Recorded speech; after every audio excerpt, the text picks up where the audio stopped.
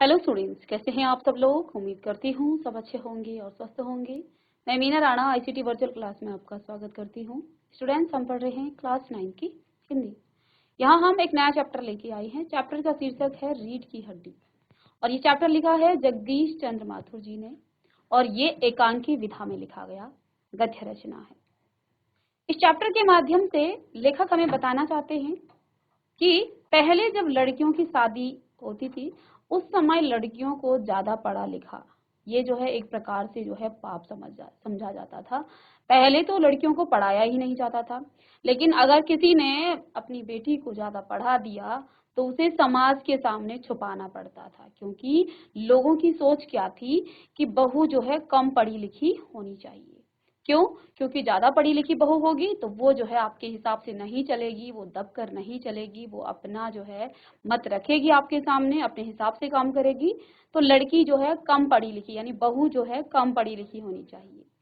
तो ये उस सोच को यहाँ पर हमारे सामने प्रस्तुत करना चाहते हैं कि एक जो है अ, लोगों की जो सोच थी, चाहे उनके बेटे में कितनी ही कमियां हो, लेकिन वो जो है लड़की से बहुत कुछ अपेक्षाएं रखते हैं, उम्मीदें रखते हैं। अपना बेटा चाहे नालायक हो, अपने बेटे को नहीं देखते हैं और दूसरे जो बहू की जब वो डिमांड करते हैं, बहू को लेने जाते हैं तो वहां पर उनको जो है बहुत कुछ अपेक्षाएं रखते हैं, बहुत उम्मीदें वो रखते हैं। तो क्या ये सही है? इस एकांकी के माध्यम से वो हमें बताना चाहते हैं। तो आइए इस एकांकी को पढ़ते हैं। तो यहाँ पर देखिए कौन कौन से पात्र हैं। तो ये जो है एक नाटक की तरह एकांकी को जो है एक प्ले की तरह यहाँ पर प्रस्तुत किया जा रहा है। मामूली तरह से सजा हुआ एक कमरा आपके सामने जो है, मामूली तरह से सजा हुआ एक कमरा है। अंदर के दरवाजे से आते हुए जिन महाशय की पीठ नजर आ रही है वे अधेड़ उम्र के मालूम होते हैं, और अंदर से जो महाशय आ रहे हैं और जिनकी पीठ दिख रही है, नजर आ रही है, वे अधेड़ उम्र के मालूम होते हैं। एक तख्त को पकड़े हुए पीछे की ओर चलते चलते कमरे में आते हैं। तख्त का जो दूसरा सिरा है उनके नौकर ने पकड़ रखा है। अब जैसे ही जो है ये एकांकी शुरू होती है, अब हो क्या रहा है, जो अंदर से आ रहे हैं रूम से, एक मामूली तरीके से जो है साधारण तरीके से जो एक सजा हुआ कमरा है, उस कमरे के अंदर वाले रूम से जो है एक व्यक्ति आ रहे हैं जो कि अधेड़ उम्र के हैं। अधेड़ का मतलब अब जैसे 35-40 साल की उम्र के, ठीक है। तो वो जो है वहां से बाहर आ रहे हैं, लेकिन इनका फ्रंट नहीं दिख रहा है, इनका बैक दिख रहा है। ऐसा क्यों? जब आप किसी खाट को या चारपाई को बाहर की तरफ लाते हैं, दो लोग पकड़ते हैं ना, तो एक उल्टा होके आता है और दूसरा उल्टा होकर आता है।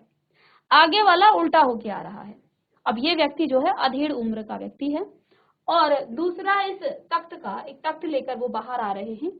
इस तख्त का जो दूसरा सिरा है, उस तख्त का जो पकड़े हुए पीछे की ओर चलते चलते कमरे में आते हैं, जो व्यक्ति जो है अधेड़ उम्र के दिख रहे हैं। तख्त का जो दूसरा सिरा है वो उनके नौकर ने पकड़ रखा है। अब उस तख्त का एक सिरा तो उस अधेड़ व्यक्ति ने, लेकिन दूसरा सिरा जो है इसी के नौकर ने पकड़ा है।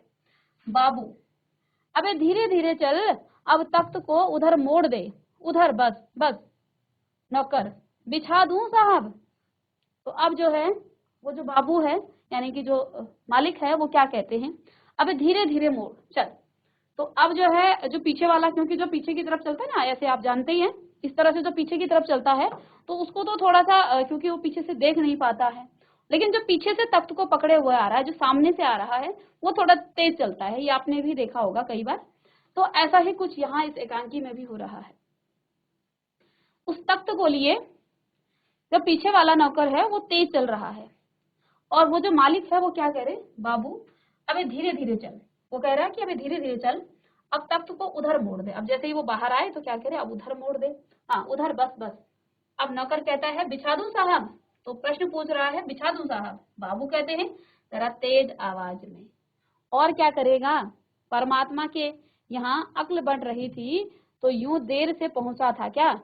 तो अब जो है वो जो नौकर है वो हर चीज पूछ करके जो है कर रहा है, बिछा दे साहब।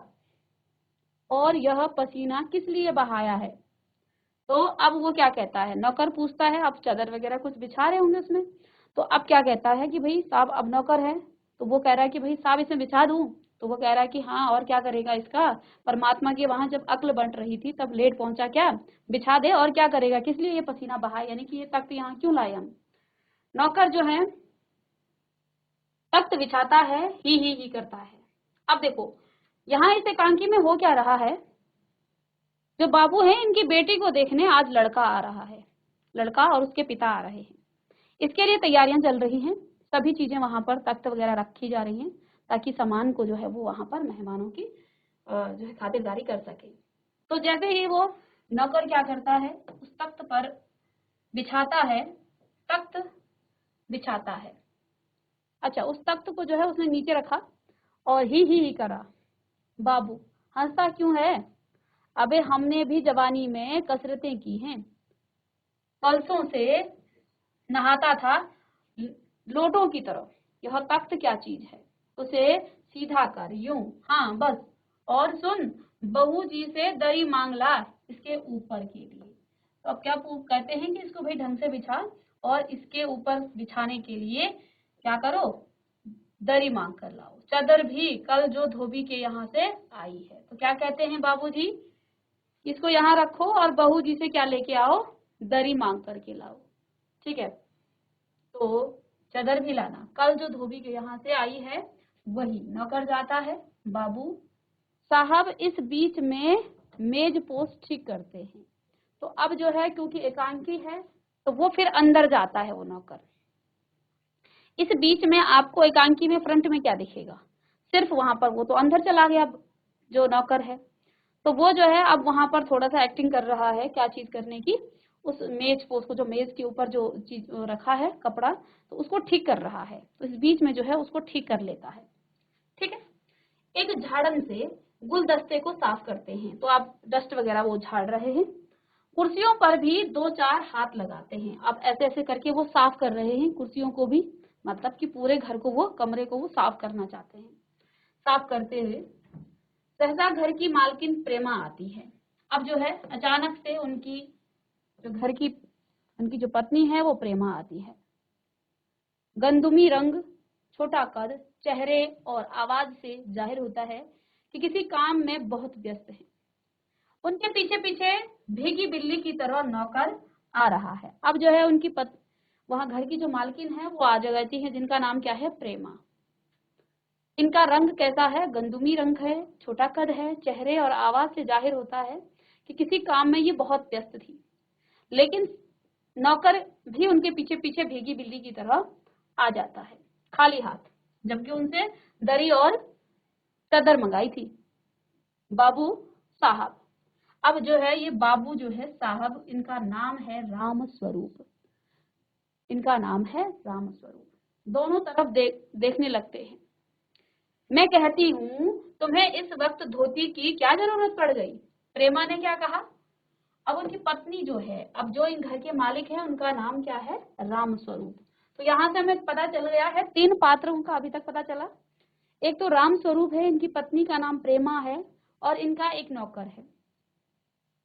राम स्वरूप ने एक तख्त अंदर से लाए अपने नौकर की मदद से, इस कमरे में जहां आपको फ्रंट में दिख रहा है।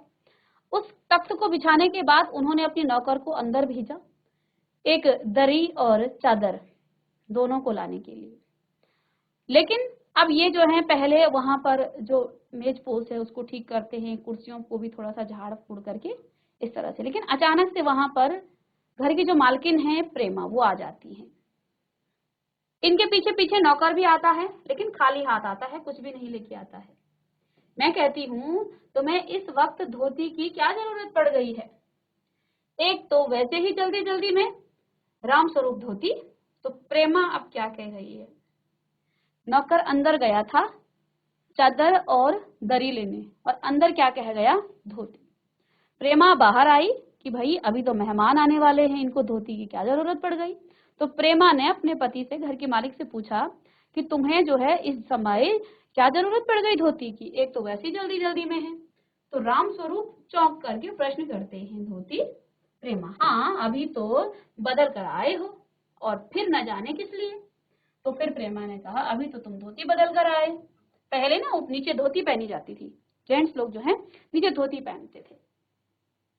तो उन्होंने क्या कहा, हाँ अभी अभी तो बदल कर आए हो और फिर न जाने किस लिए। रामस्वरूप, लेकिन तुमसे धोती मांगी किसने? तो प्रश्न किया कि धोती की तो मैंने मांग ही नहीं की, तुमसे धोती किसने मांगी? प्रेमा, यही तो कह रहा रतन। अब इनके नौकर का नाम क्या है? रतन। नौकर का नाम है रतन। तो अब प्रेमा क्या कहती है कि यही तो बता रहा ये रतन की धोती दो।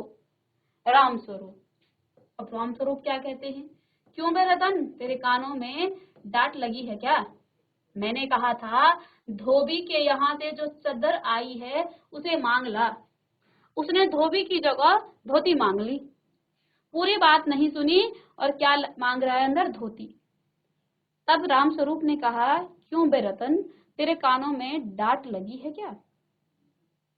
मैंने कहा था धोबी के यहाँ से जो चादर आई है उसे मांग ला। अब तेरे लिए दूसरा दिमाग कहाँ से लाऊं? उल्लू कहीं का। अब उसे डांट देते हैं उल्लू कहीं का। प्रेमा, अच्छा जा पूजा वाली कोठरी में लकड़ी के बक्स के ऊपर धुले हुए हैं कपड़े रखे हैं ना, उन्हीं में से एक चादर उठा ला। तो अब प्रेमा समझ जाती है कि धोती नहीं चाहिए बल्कि चादर चाहिए और दरी चाहिए। तो फिर उसको भेज देते हैं कहाँ कि पूजा वाली जो कोठरी है उसमें लकड़ी के बक्स के ऊपर जो है धुले हुए कपड़े रखे हैं, उन्हीं में से एक चादर उठा ला रतन। और दरी, अब दरी की तो उसे याद थी, लेकिन चादर में उसने जो है पूरी बात ध्यान नहीं दी। उसने क्या कहा, धोबी के यहाँ से जो चादर धुलकर आई है उन्हीं में से एक चादर लाओ। तो वो जो है धोती की जगह धोबी की जगह धोती सुनकर आया। तब उस रतन ने नौकर ने पूछा कि दरी? प्रेमा, दरी यही तो रखी है कोने में, वह पड़ी है। तो अब प्रेमा बताती है कि दरी तो इसी कमरे में है, यानी दरी वहां किसी कोने में होगी। तो उसने बताया कि यही तो है, वो देखो। तो रामस्वरूप दरी उठाते हुए, यानी कमरे में ही दरी पड़ी हुई थी, तो रामस्वरूप ने वह दरी उठाई और बीबी जी के कमरे में से हारमोनियम उठा लिया। तो हारमोनियम जिसको बजाते हैं, एक म्यूजिक जो है इंस्ट्रूमेंट है, तो वो जो है अपनी बीबी के कमरे से एक उसको दरी उठाया और हारमोनियम उठा लिया और सितार भी। जल्दी जा। तो क्या कहा, और बीबी के कमरे में से क्या लाओ? हारमोनियम लाओ और सितार भी लाओ। रतन जाता है, पति पत्नी तख्त पर दरी बिछाते हैं।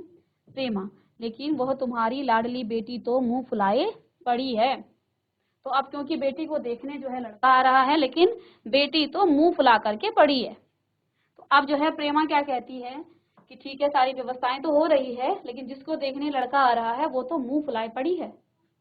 तो अब क्या हुआ आगे देखिए।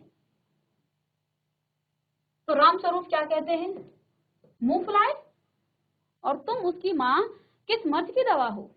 जैसे तैसे करके तो वे लोग पकड़ में आए हैं। अब तुम्हारी बेवकूफी से सारी मेहनत बेकार जाए तो मुझे दोष मत देना। तो रामस्वरूप क्या कहते हैं कि भाई तुम्हारी बेटी जो है मुंह फुलाए बैठी है और तुम उसकी माँ हो, किस मर्ज की दवा हो, यानी कि समझाओ भाई अपनी बेटी को कि अच्छे से तैयार होकर आए। जैसे तैसे करके तो ये लोग पकड़ में आए हैं। अब तुम्हारी बेवकूफी से सारी मेहनत बेकार हो जाए तो मुझे दोष मत देना। तो प्रेमा क्या कहती है, मैं ही क्या करूं? तो अब प्रेमा बोलती है कि भाई तुम्हारी बेटी नहीं मान रही है तो मैं ही क्या करूं? सारे जतन करके तो हार गई, यानी मैं तो उसे समझा बुझा चुकी हूँ, लेकिन वो जो है मानने वाले नहीं है। तुम ही ने उसे पढ़ा लिखा कर इतना सिर चढ़ा रखा है। तो अब जो है प्रेमा अपने पति रामस्वरूप से क्या कह रही है कि तुम ही ने उसको इतना पढ़ाया, तब जाकर के वो जो है इतनी ढीठ हो गई है। मेरी समझ में तो ये पढ़ाई लिखाई के जंजाल आते नहीं। अपना जमाना अच्छा था, आई पढ़ ली, गिनती सीख ली और बहुत हुआ। और स्त्री सुबोधिनी पढ़ ली, सच पूछो तो स्त्री सुबोधिनी में ऐसी ऐसी बातें लिखी है ना, ऐसी बातें कि क्या तुम्हारी बीए और एमए की पढ़ाई होगी। और आजकल के ये जो लक्षण ही अनोखे हैं। तो इनकी पत्नी ने भी जो है इनको सुना दिया। क्या सुना दिया कि मैं भी तो क्या करूं, तुम्हारी बेटी, ये सारी जो फसाद की जड़ तुम ही हो, क्योंकि तुम ही ने अपनी बेटी को ज्यादा पढ़ा लिखाया है। अब जो है मैं कुछ नहीं कर सकती हूँ, हमारा जमाना ही अच्छा था, हम जो है आई पढ़ लेते थे और गिनती सीख लेते थे, हमारे लिए बहुत ज्यादा था। इससे ज्यादा ही किसी को पढ़ना है तो स्त्री सुबोधिनी हम पढ़ लेते थे, और सच पूछो उसमें इतनी अच्छी अच्छी बातें थी कि तुम्हारी बीए और एमए की पढ़ाई भी सारी फेल। तो वो भी अपने पति को सुना देती हैं कि जो तुम्हारी बेटी इस तरह से जो है नहीं मान रही है, तुमने उसे ज्यादा पढ़ाया इसलिए जो है वो ऐसी बन गई है। तो राम स्वरूप क्या कहते हैं, ग्रामोफोन बाजा होता है ना प्रेमा, क्यों? राम स्वरूप दो तरह का होता है, एक तो आदमी का बनाया हुआ, उसे एक बार चलाकर जब चाहे तब रोक लो, और दूसरा परमात्मा का बनाया हुआ, रिकॉर्ड एक बार चढ़ा तो रुकने का नाम नहीं। प्रेम हटो भी। तो अब जो है वो चिढ़ा रहे अपनी पत्नी को कि भाई मैंने एक छोटी सी बात कही और तुमने तो कितनी बातें बता दी। तो क्या कहा, ग्रामोफोन बाजा होता है ना। तो प्रेमा ने क्या कहा, क्यों? तो राम स्वरूप ने क्या कहा, दो तरह का होता है। कैसे? एक तो आदमी का बनाया हुआ होता है, उसे एक बार चलाकर जब चाहे तब रोक लो, और दूसरा जो है परमात्मा का बनाया है, रिकॉर्ड एक बार चढ़ा दो तो रुकने का नाम नहीं। यानी अपनी पत्नी को चिढ़ा रहे हैं कि तुम जो है ग्रामोफोन की तरह बज रही हो। आदमी का बनाया हुआ तो रुक जाता है, लेकिन जो परमात्मा ने बनाया है वो तो रुकने का नाम ही नहीं लेता है। ठीक है। अब इस पर जो है प्रेमा ने क्या कहा, हटो भी, तुम्हें ठठोली ही सूझती रहती है। यह तो होता नहीं है कि उस अपनी उमा को राह पर लाते। अब देर ही कितनी रही है उन लोगों के आने में। तो अब कहते हैं भाई अपनी बेटी को समझाओ, जितना मेरे साथ ठिठोली कर रहे हो अपनी बेटी को समझाओ। उन्होंने क्या कहा, भाई अब वो लोग आने वाले होंगे, अब कितनी देर रह गई है। राम स्वरूप तो हुआ क्या प्रेमा, तुम ही ने कहा था कि जरा ठीक ठाक करके नीचे आना। तो राम स्वरूप ने कहा, जब उन्होंने कहा भाई अब कितनी देर रह गई है, तुम अपनी बेटी को समझाओ, तो राम स्वरूप क्या कह रहे, तो हुआ क्या। तो अब प्रेमा कहती है कि तुम ही ने कहा था, क्या कहा था, तुम ही ने कहा था जरा ठीक ठाक करके नीचे लाना। आजकल तो लड़की कितनी भी सुंदर हो, बिना टीम टाम के भला कौन पूछता है। तो अब प्रेमा कहती है लड़की चाहे कितनी सुंदर हो, कितनी भली हो, जब तक वो अपना टीम टाम न रखे तो उसे जो है कोई भी पसंद नहीं करता। ठीक है। इसी मारे मैंने तो पाउडर वाउडर उसके सामने रखा था, पर उसे तो इन चीजों से न जाने किस जन्म की नफरत है। अब प्रेमा कह रही है लड़की की माँ कि मैं तो पाउडर वाउडर से समझा भी चुकी हूँ, और सारा जो है वहां पर मैंने बंदोबस्त कर दिया है, लेकिन तुम्हारी बेटी तो इस पाउडर वाउडर की तरफ देख भी नहीं रही है। ठीक है। पर उसे तो इन चीजों से न जाने किस जन्म की नफरत है। मेरा कहना था कि आंचल में मुंह लपेट कर लेट गई, यानी कि जब मैंने कहा तो वो तो पूरा मुंह लपेट करके लेट गई। मैं बाज आई तुम्हारी इस लड़की से, यानी मैं जो हूँ तंग हो चुकी हूँ तुम्हारी इस बेटी से। राम स्वरूप कहते हैं न जाने कैसा इसका दिमाग है, वरना आजकल की लड़कियों के सहारे तो पाउडर का कारोबार चलता है। अब राम स्वरूप ने भी कहा कि हमारी बेटी ही ऐसी क्यों है, न जाने आजकल की जो लड़कियां हैं उनके सहारे तो पाउडर का कारोबार चल रहा है। अगर लड़कियां इसे यूज करना बंद कर दें तो इनका कारोबार तो बंद हो जाए। ठीक है। तो इस तरह से राम स्वरूप ने कहा कि ये बेटी ही हमारी कैसी है प्रेमा। अरे मैंने तो पहले ही कहा था, एंट्रेंस ही पास करा देते, लड़की अपनी हाथ रहती, यानी कि उसको 10 तक पढ़ाते। ठीक है। और इतनी परेशानी ना उठानी पड़ती। पर तुम तो अब जो है प्रेमा व्यंग मार रही किसको, उनको जो है टोंट कस रही है, किसको, राम स्वरूप को, कि ये सारी फसाद की जड़ तुम हो, तुमने अपनी बेटी को ज्यादा पढ़ाया, इसलिए जो है ये अब हमारा कहा नहीं मान रही है। अब क्योंकि पूरी बात अब राम स्वरूप पर ही पर आ रही थी, तो उन्होंने बात काट दी। क्या कहा, चुप चुप दरवाजे में झांकते हुए। तो उन्होंने बात काट दी, क्योंकि अब प्रेमा जो है उन्हीं पर बार बार जो है बातें कर रही थी कि तुम ही ने उसको जो है सर चढ़ाया है, तुम ही ने उसे पढ़ाया है, तुम्हारी बेटी जो है तभी जो है वो हमारी बात नहीं मान रही है। तो अब जो है वो क्या कर रहे हैं, बात को काट रहे हैं और क्या कह रहे हैं, चुप चुप दरवाजे में झांकते हुए। तो क्या कहा उन्होंने, तुम्हें कतई अपनी जबान पर काबू नहीं है। कल ही यह बात बता दिया था कि उन सब लोगों के सामने जिक्र और ढंग से होगा, मगर तुम तो अभी से सब कुछ उगले देती हो। उनके आने तक तो न जाने क्या हाल करोगी। तो अब राम स्वरूप क्या कहते हैं कि देखो चुप हो जाओ, तुम इतना जो है मत बोलो, मैं तुम्हें कल ही समझा चुका था कि ये बात तो बिल्कुल भी नहीं बतानी है कि बेटी पढ़ी लिखी है, ठीक है ना। तो मैंने क्या कहा, कल ही यह बता दिया था कि उन लोगों के सामने जिक्र और ढंग से होगा, मगर तुम तो अभी से सब कुछ उगले देती हो, उनके आने तक तो न जाने क्या हाल करोगी।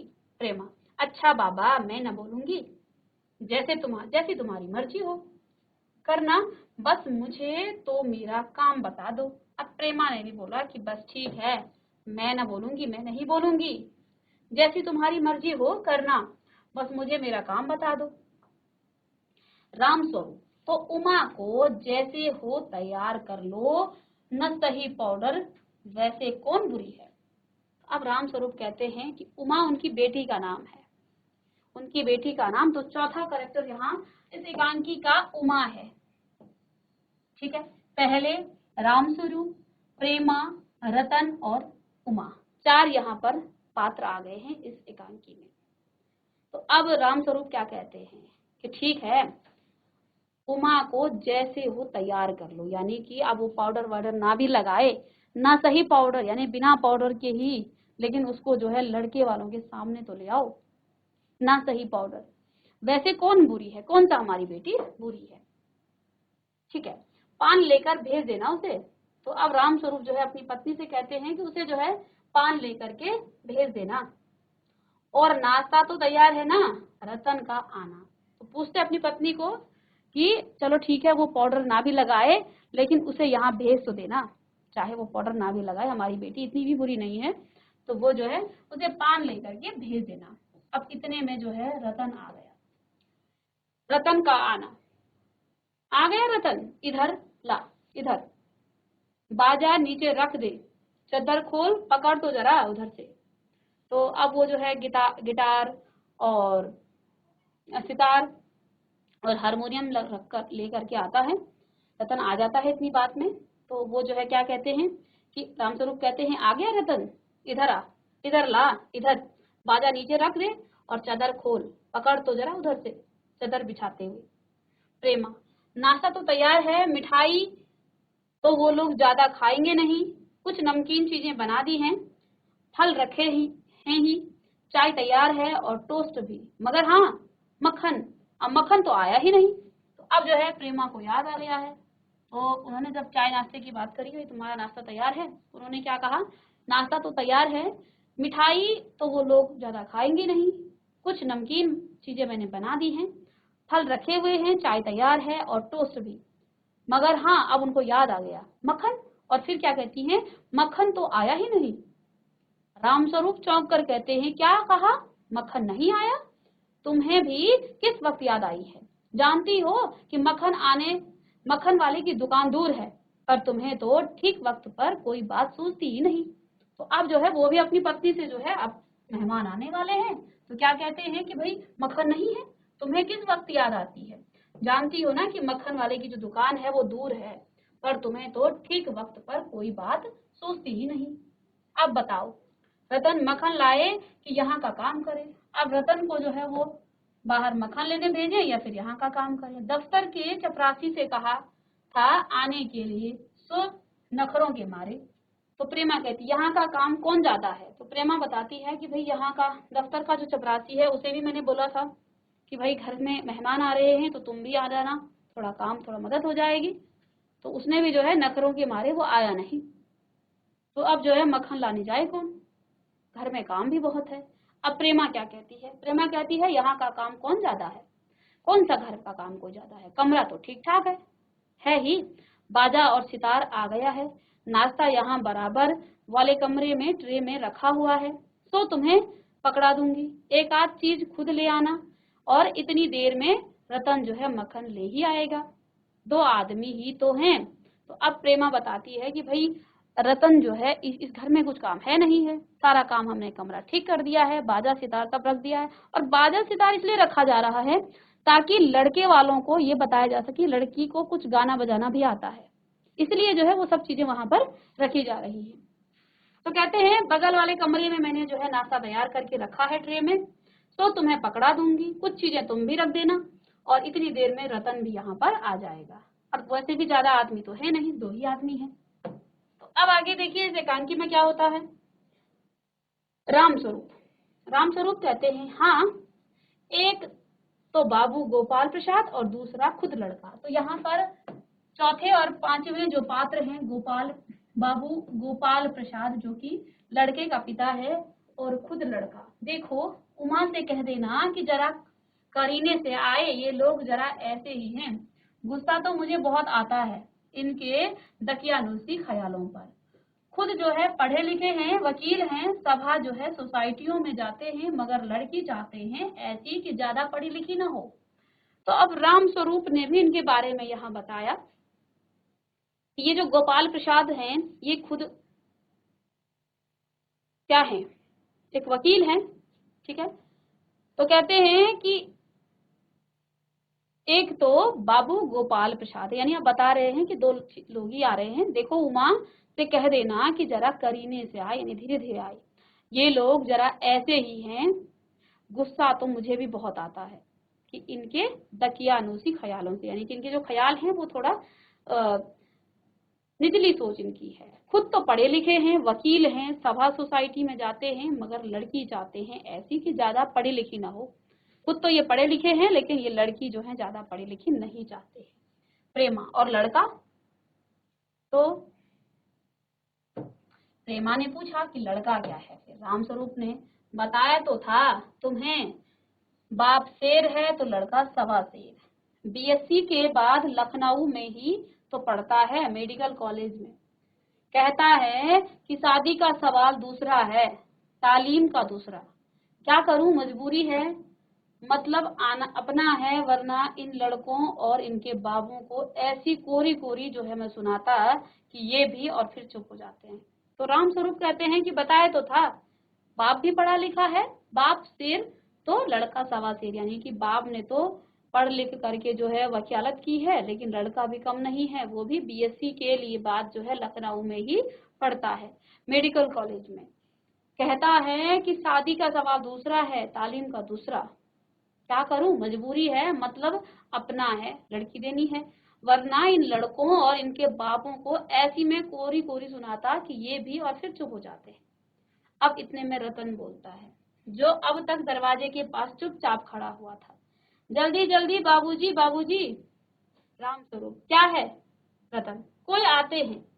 तो अब जो है वो दरवाजे के खड़ा था, चुपचाप सुन रहा था। अब क्या कहता है, जल्दी जल्दी बाबूजी बाबूजी।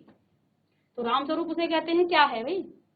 तो रतन बोलता है कोई आते हैं। रामस्वरूप दरवाजे से बाहर झांक कर जल्दी मुंह अंदर करते हैं। अरे ए प्रेमा, वो आ भी गए।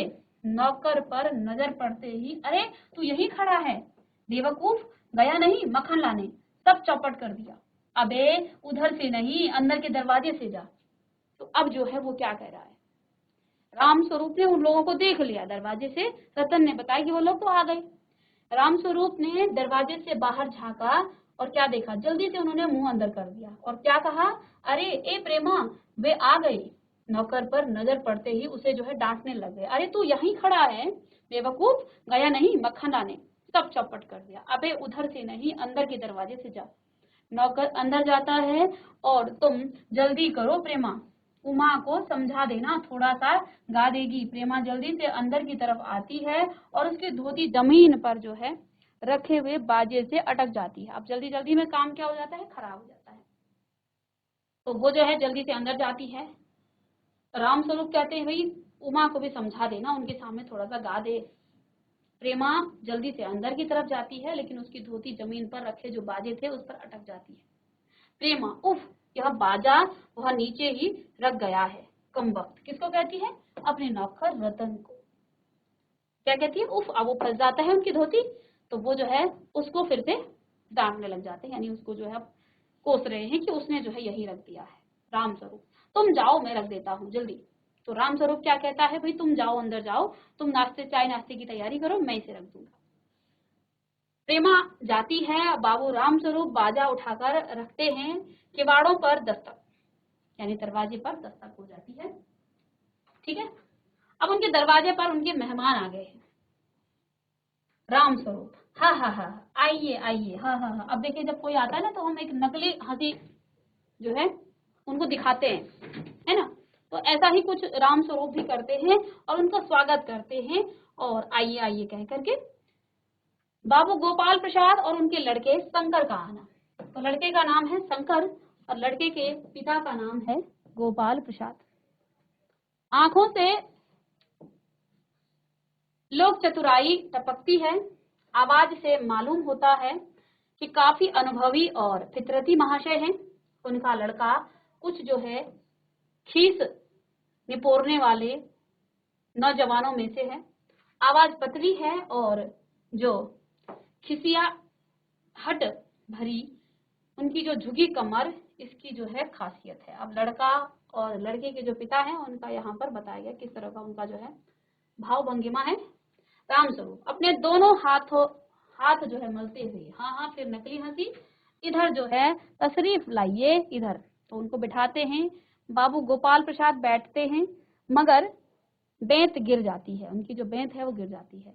राम स्वरूप यह बेंत लाइए मुझे दीजिए। कोने में रख देते हैं, सब बैठते हैं हाँ हाँ करके। फिर मकान ढूंढने में तकलीफ तो नहीं हुई? कौन कहता है? राम स्वरूप। तो गोपाल प्रसाद कहते हैं वो खकार कर, नहीं तांगे वाला जानता था और फिर हमें तो यहाँ आना ही था, रास्ता मिलता कैसे नहीं। तो वो जो है उनसे क्या कहते हैं, मुझे जो है तांगा वाला मिल गया था, वो जानता था, फिर हमें तो यहाँ आना ही था, कैसे न मिलता आपका घर। ठीक है, अब कल की क्लास में हम इस एकांकी को पढ़ेंगे कि इन दोनों के बीच क्या बात होती है। क्या प्रेमा अपनी बेटी उमा को इनके सामने लाती है, ये जो है किस तरह से उमा से क्या प्रश्न करते हैं और उमा जो है इनसे क्या कहती है। कल की क्लास में हम इसको पढ़ेंगे। तो मिलते हैं नेक्स्ट लेक्चर में, तब तक के लिए थैंक यू।